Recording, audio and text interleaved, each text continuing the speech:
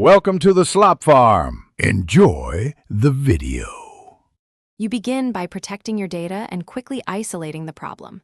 First, back up important files and create a restore point so changes are reversible. Once done, open Task Manager and sort by CPU, memory, and disk to spot culprits, and only clearly unnecessary tasks. Make sure the laptop uses a high-performance power plan and connected to AC. After a restart, you'll know whether software spikes persist or the issue is deeper into drivers or hardware. Next, tackle drivers and storage because outdated drivers and full disks cause lag. Update Windows and chipset or GPU drivers through Device Manager or Asus utilities. Restart after each major update.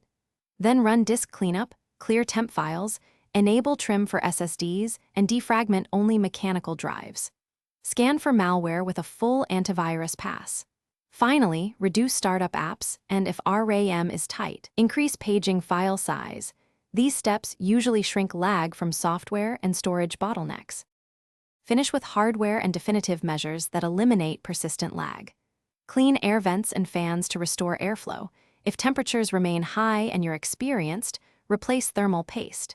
Consider a RAM upgrade or swapping an HDD for an SSD to get the most noticeable performance boost.